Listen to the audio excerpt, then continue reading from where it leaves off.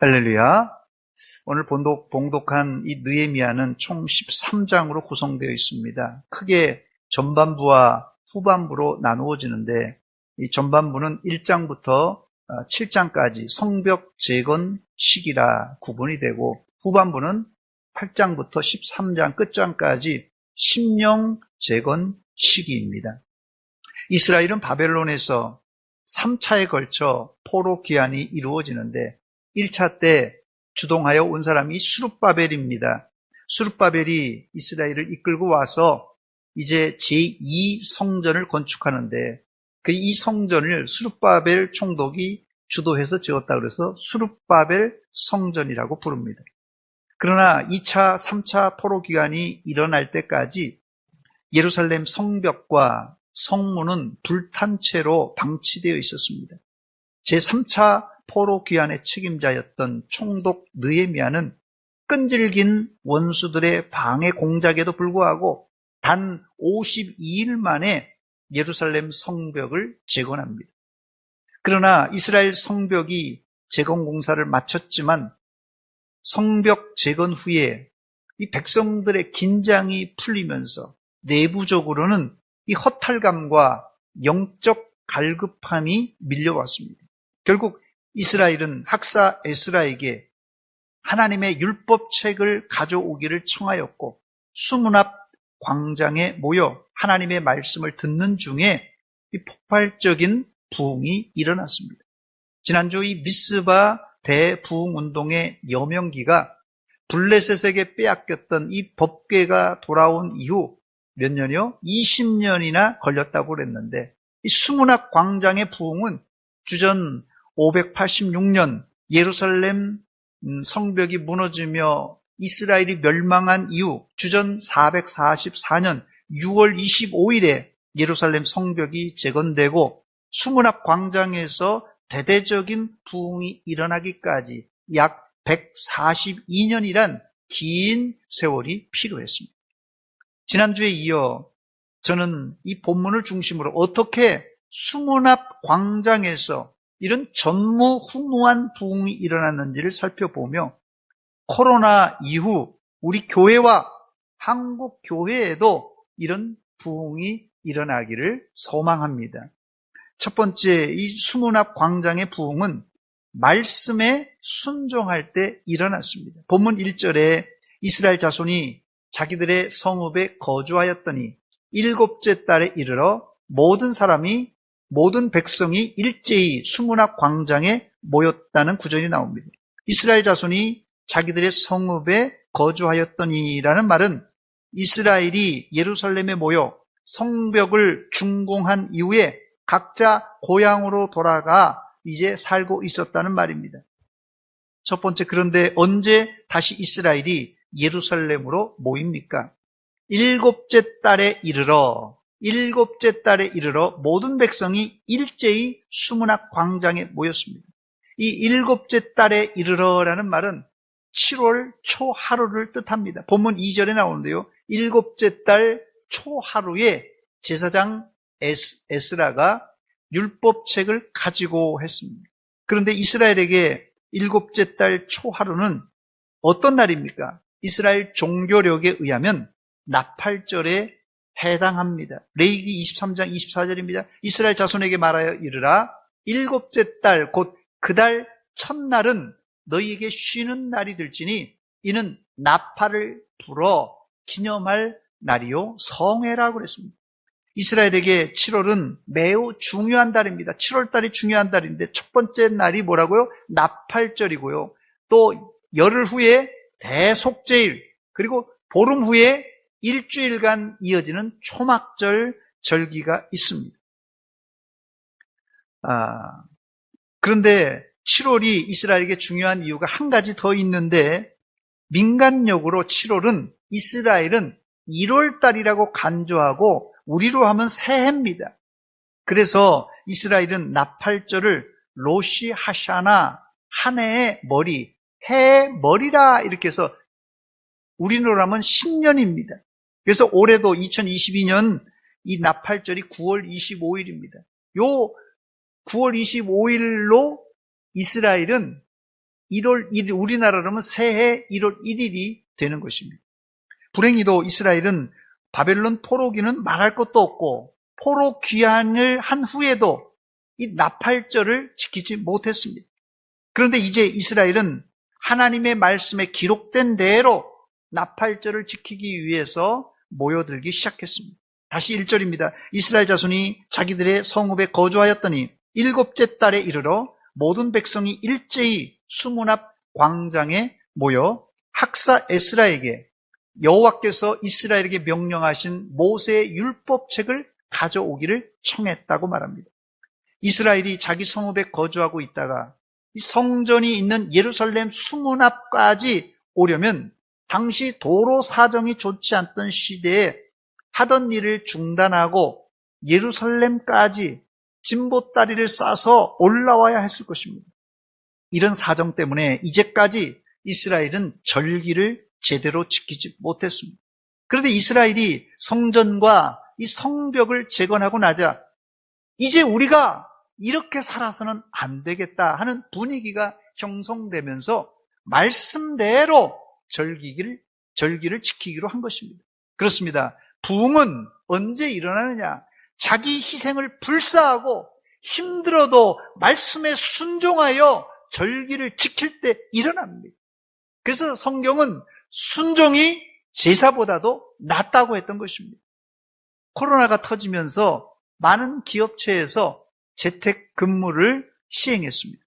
이제 코로나 감염이 어느 정도 감소하면서 직장에서 사원들에게 재택근무는 그만하고 이제 직장으로 출근하라고 명령을 내렸어요.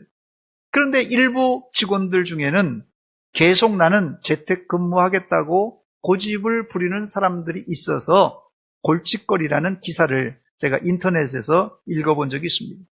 직장인들에게 재택근무는 상사 눈치 안 봐서 좋고 또 출퇴근한 시간 경비 줄일 수 있어서 편리하기 때문에 다들 출근 안 하려고 하는 것입니다. 문제는 이런 현상이 신앙생활에도 그대로 나타나는데 코로나 시기에 한국 교회가 불가피하게 실시간 온라인 유튜브 예배를 드렸습니다. 코로나 초창기에 여러분들도 아시다시피 감염병의 확산과 또한 이건 교회 발이니 신천지 발이니 하면서 사회적인 눈총이 따가웠기 때문에 온라인 유튜브 예배로 드릴 수밖에 없었던 분위기였어요. 이제 코로나가 서서히 지나가니 성도들은 다시 예배당에 모여 예배를 드려야 됩니다. 그러나 유튜브 예배에 익숙해진 몇몇 성도들은 계속해서 이 유튜브 온라인 예배를 드리고 있다는 사실입니다. 그래서 몇몇 교회에서는 실시간 온라인 이 예배 방송을 보내지 않겠다는 그런 이야기를 제가 들은 적이 있습니다. 적어도 우리가 주님을 섬긴다면 주님을 위해 내 시간과 물질과 정성을 들여 함께 모일 때 부흥은 일어나는 것입니다. 여러분들은 기쁨으로 순종하여 모이기에 힘쓰는 성도가 되시기를 주의 이름으로 축원합니다. 두 번째로 1절 하반절에 보니까 모든 백성이 일제히 수문 앞 광장에 모여라는 구절이 있는데 온 이스라엘이 하나님을 향해 갈급함을 보여주는 구절입니다. 일제히라는 말은 전 이스라엘 안에 공감대가 형성되었다는 뜻입니다. 모든 백성이 일제히 모여라는 히브리 원어를 찾아보니까 한 남자라는 뜻이에요. 한 남자. 여자분들에게는 미안하지만 당시 여자들은 이 숫자 안에 들지를 못했습니다. 그래도 여러 사람들이 모였기 때문에 남자들 복수로 기록해야 되는데 왜 한 남자로 기록했던 것입니까? 그 이유는 모든 사람이 한 사람같이 한 마음으로 수문 앞 광장에 모였다는 뜻입니다. 이게 여러분 쉽겠습니까? 부부도 마음이 안 맞고 자녀들도 부모 이야기를 안 듣는 마당인데 어떻게 이스라엘 백성들은 한 사람이 모이듯이 일사불란하게 모인 것입니까? 이 사실은 백성들의 마음이 부흥에 관하여 부흥에 대해서 공감대를 이루었다는 증거입니다. 좀 부족하더라도 우리 모든 마음이 하나가 될 때 부흥은 이미 시작된 것입니다. 두 번째, 부흥은 하나님의 말씀에 이 하나님의 말씀을 귀하게 여기는 풍토가 생깁니다. 이 부흥의 시기는 수문학 광장에서 일어난 부흥은 일시적 감정적인 부흥이 아니라 하나님 말씀을 사모한 결과였어요. 본문 1절 하반절 말씀에 보니까 학사 에스라에게 여호와께서 이스라엘에게 명령하신 모세 율법책을 가져오기를 청했다고 말합니다. 이스라엘 백성들이 하나님의 말씀을 사모하여 에스라에게 모세 율법책을 가져오라고 간청한 것입니다. 사실 율법에 이스라엘이 1년에 3차례 언제입니까? 6월절 날, 그 다음에 맥추절 오순절 날, 그 다음에 이 초막절 날 예루살렘에 올라오게 되어 있습니다. 그래서 이스라엘 남자라면 3번은 1년에 예루살렘에 올라와서 하나님께 제사 드려야 됩니다. 그런데 이들은 언제 모였습니까? 이날이 나팔절이에요. 이 절기는 하루 만에 끝나기 때문에 이스라엘이 굳이 전체가 안 모여도 되는 날입니다. 그러나 이들에게는 하나님의 말씀에 대한 갈급함이 있었습니다. 그래서 학사 에스라에게 말씀을 좀 가져오세요 요청했습니다. 부흥은 하나님의 말씀을 가져오라는 요청으로부터 시작됩니다. 요즘 말로 하자면 성경 읽기를 작정하고 또한 설교 듣기를 사모할 때 바로 이런 부흥이 일어난다는 것이에요. 당시에는 성경이 두루마리로 되어 있기 때문에 분량상 또 가격상 이게 개개인 집이 개개인이 소유할 수 없었기 때문에 큰 회당에나 이게 두루마리가 한 덩이 두 덩이 가지고 있었던 것입니다. 그래서 성경을 읽어달라는 거예요. 우린 성경이 없으니까 성경을 읽어달라는 거예요. 이런 요청에 학사 에스라는 어떻게 했습니까? 본문 2절과 3절입니다. 7째 달 초하루에 제사장 에스라가 율법책을 가지고 회중 앞 곧 남자 여자나 알아들을 만한 모든 사람 앞에 이르러 수문학 광장에서 새벽부터 정오까지 남자나 여자나 알아들을 만한 모든 사람 앞에서 읽음에 뭇 백성이 그 율법책에 귀를 기울였다고 말합니다. 학사 에스라는 율법책을 가져와 남자 여자 알아들을 만한 모든 사람에게 언제부터 언제까지요? 새벽부터 정오까지 읽었습니다. 여러분, 새벽부터 정오란 말은 거의 6시간을 성경을 낭독했다는 이야기입니다. 지금 설교를 1시간만 해도 제가 길어야 30분입니다. 길어야 30분인데도 이 예배 시간이 1시간만 돼도 주리를 트는 사람이 많은데 어떻게 새벽부터 정오까지 말씀을 듣고 낭독할 수 있었던 것입니까? 물론 에스라 혼자 6시간 이 율법을 낭독한 것은 아닙니다. 광장에 모인 사람들에게 마이크도 없이 대중들에게 6시간을 낭독했다면 아마 에스라의 이 목소리가 다 쉬었을 것이에요. 본문 7절에 보니까 13사람의 레인이 나옵니다.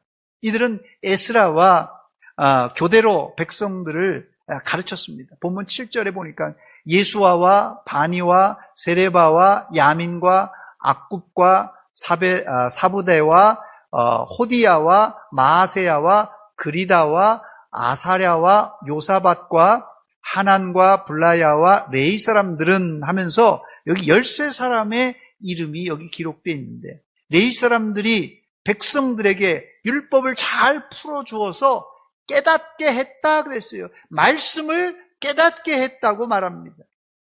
본문에 6시간 동안 쉬었다는 이런 표현은 없습니다만은 에스라가 율법책을 낭독할 때 온 이스라엘 백성들은 서서 하나님의 말씀을 들었기 때문에 분명히 쉬었을 것입니다. 사람이 6시간 동안 서 있는 게 불가능하기 때문에 그렇습니다. 본문 5절입니다. 에스라가 모든 백성 위에 서서 그들 목전에 책을 펴니 책을 쫙 두루마리를 펴는 거예요. 지금처럼 성경이 아니라 돌돌돌 말라 있는 걸 쭉 펴는 거예요. 책을 펴니까 모든 백성이 일어서니라. 제가 오늘 왜 성경을 봉독할 때 여러분들에게 일어나라고 한 이유를 알겠습니까? 여기 한번 실천해 보는 것이. 그게 일어섰어요, 다. 그래서 이 전통 때문에 지금도 서양의 보수적인 교회에서는 목회자가 하나님의 말씀을 봉독할 때 성도들은 모두 일어나는 전통이 있습니다. 거기에 덧붙여 이스라엘 백성들은 에스라가 여호와를 송축하자 손을 들고 아멘 아멘 하며 응답했고 몸을 굽혀서 얼굴을 땅에 대고 하나님께 경배했다고 말합니다. 본문 6절입니다. 에스라가 위대하신 하나님 여호와를 송축하며 모든 백성이 손을 들고 아멘 아멘 하고 응답할까. 그러니까 말씀을 이렇게 낭독할 때 사람들은요 손까지 들고 그냥 아멘만 하는 게 아니라 손까지 들고 아멘 아멘 한 거예요. 뭐 이게 이단이 아닙니다. 성경에 나와 있는 에스라 시대에 하나님의 말씀을 어떻게 받는 그 자세가 손을 들고 아멘 아멘 하면서 이렇게 말씀을 들었습니다. 바로 이런 말씀의 집회가 몇 시간 동안요? 6시간 계속되었습니다. 이렇게 오랜 시간이 소요되었지만 이스라엘 백성들은 모두 에스라와 레위인들이 낭독하는 율법과 가르침에 집중하여 귀를 기울여 들었습니다. 율법의 딱딱한 말씀을 그냥 읽었는데 어떻게 이런 큰 부흥이 일어난 것입니까? 그 이유는 성경 말씀이 딱딱한 말씀 같아도 이 말씀은 하나님의 말씀이고 심지어는 딱딱한 바위도 깨트릴 수 있는 능력의 말씀입니다. 예레미야 23장 29절입니다. 여호와의 말씀이니라 내 말이 불같지 아니하냐 바위를 쳐서 부스러뜨리는 방망이 같지 아니하냐 말씀하고 있습니다. 그래서 하나님 말씀은 읽기만 해도 거기에 능력이 나타나는 것입니다. 조나단 에드워드가 18세기 미국의 영적 대각성 부흥을 일으킬 때입니다. 에드워드는 이 철저한 원고 설교가였습니다. 그는 매주일 강단에서 설교할 때마다 거의 청중과 눈을 맞추지 않고 고개를 숙인 채 설교문을 읽었다는 기록이 있습니다. 성도들이 얼마나 답답했겠습니까? 그런데 그의 대표 설교문이었던 진노하는 하나님의 손에 붙들린 죄인이라는 설교문을 읽자 사람들이 숨겨놓았던 죄를 회개하며 가슴을 치고 떼굴떼굴 굴렀다는 기록이 남아 있습니다. 오늘 본문에도 동일한 일이 발생했습니다. 본문 2절과 3절을 제가 다시 읽습니다.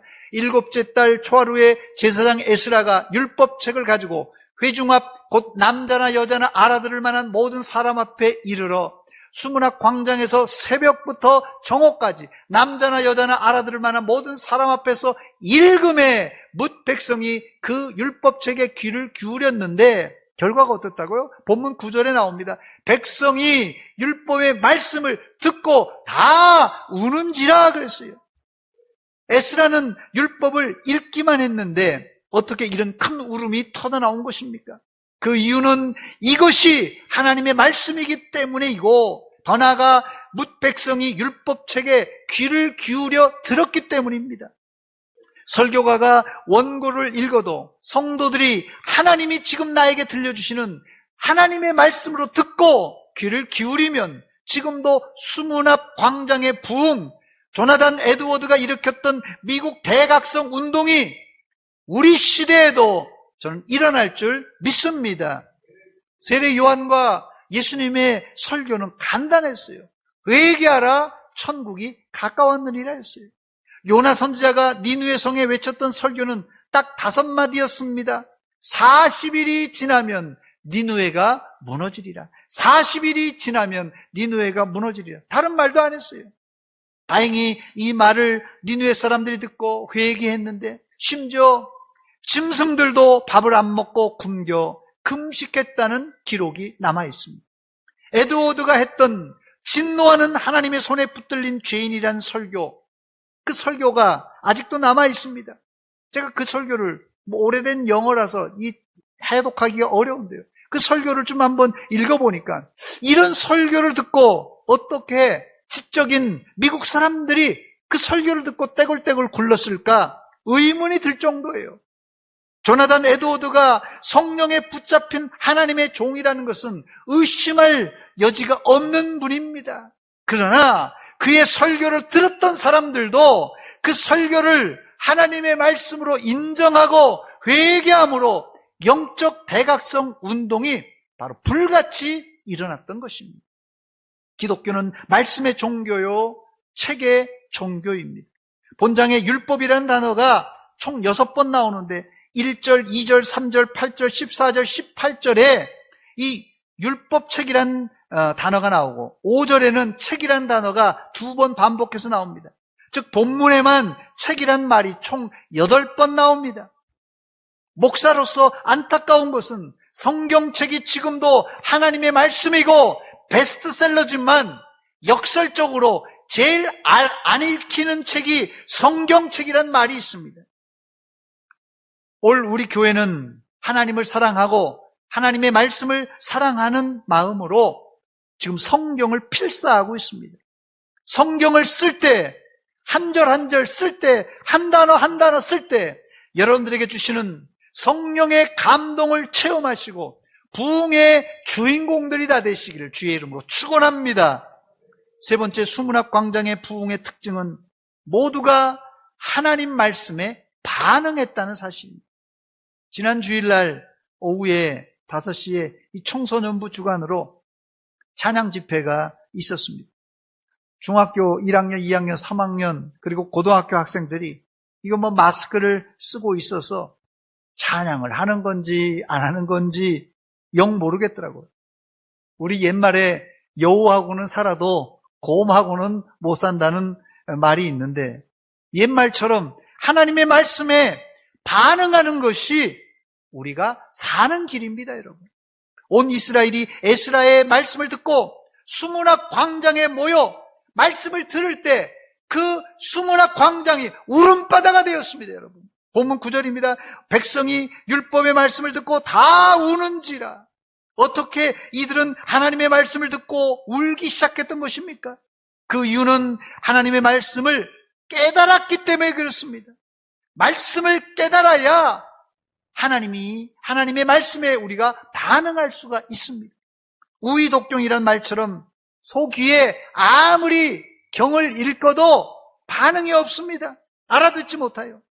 10년 하나님의 말씀을 듣고 20년 성경을 읽어도 내가 깨달음이 없다, 전혀 알아듣지 못한다면 그런 사람은 자기가 구원받은 사람인가 먼저 의심해 봐야 됩니다. 요한복음 10장 4절 말씀에 예수님은 자신을 선한 목자라고 전제하고는 목자는 자기 양을 내놓은 후에 앞서가면 양들이 그의 음성을 아는 거로 따라온다고 말합니다.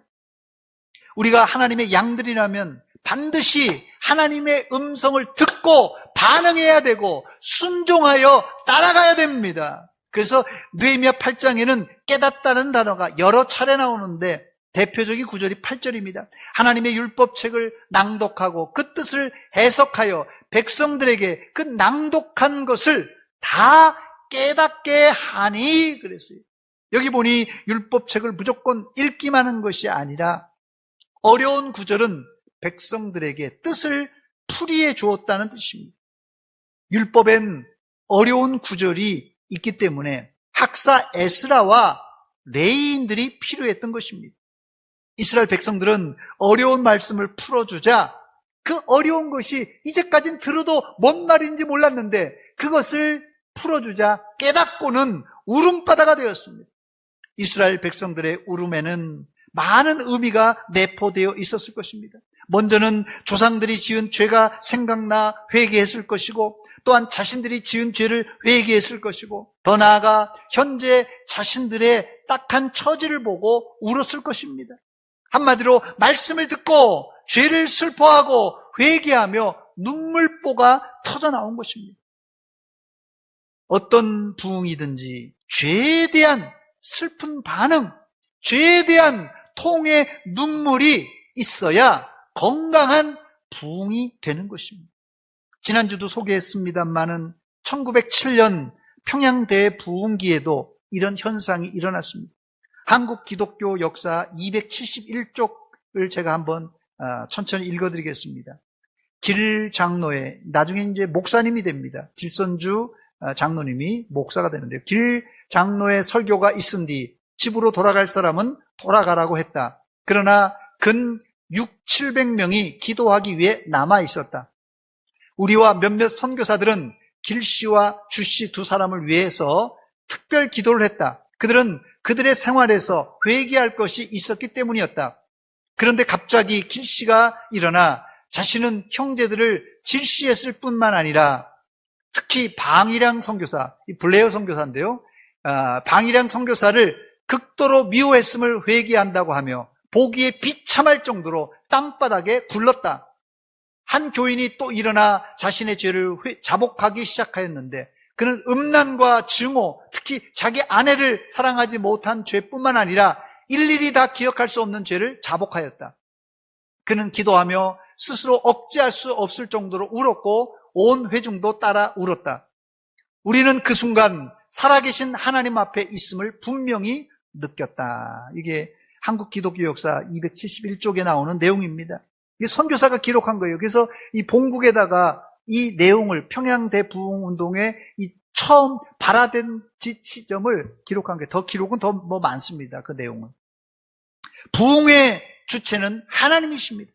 성령 하나님께서 우리 마음을 감동해 주셔야 회개도 할 수 있습니다. 여러분들은 성령님이 여러분의 마음을 열어주실 때 회개하시고 부흥의 구경꾼이 아니라 부흥의 주인공이 되시기를 주의 이름으로 축원합니다. 여러분 말씀에 뜨겁게 반응하셔야 됩니다. 부흥의 구경꾼 되지 마세요. 부흥의 주인공이 꼭 되시길 바랍니다. 말씀을 맺습니다. 수문 앞 광장에서 백성들이 대성통곡할 때 총독 느헤미야와 학사 에스라는 백성들을 위로하면서 오늘은 성일이니 근심하지 말고 여호와로 기뻐하는 것이 너희 힘이라고 얘기했습니다. 이렇게 하자 곧 백성들은 바로 가서 마시며 즐거워하는 분위기로 바뀌었습니다. 본문 10절 하반절입니다. 이날은 우리 주의 성일이니 근심하지 말라. 여호와로 인하여 기뻐하는 것이 너희의 힘이니라. 본문 12절에도 모든 백성이 곧 가서 먹고 마시며 나누어 주고 크게 즐거워하니 이는 그들이 그 읽어드려 준 말을 밝히 알미라 그랬습니다. 사랑하는 여러분, 우리 시대에도 하나님 말씀을 사모하고 그 말씀에 귀 기울일 때 에스라 느헤미야 시대의 부흥이 일어날 줄 믿습니다. 여러분들은 하나님의 말씀을 사모할 뿐만 아니라 밝히 깨달아 알아 그 말씀에 회개하며 눈물로 반응함으로 회개 후에 주시는 큰 기쁨과 부흥을 체험하시기를 주의 이름으로 축원합니다. 기도하겠습니다. 하나님 우리 아버지 은혜와 사랑 감사드립니다. 이 아침에 에스라와 느헤미야 시대에 일어났던 수문학 광장의 부흥을 우리가 말씀을 들었습니다. 이 말씀을 도전받고 우리도 말씀을 하나님 말씀으로 받고 깨달아서 반응하게 하시고 큰 부흥이 내 마음속부터 우리 가정으로부터 우리 교회에 한국교회에 불같이 일어나게 하여 주시옵소서. 예수님의 이름으로 기도하옵나이다. 아멘.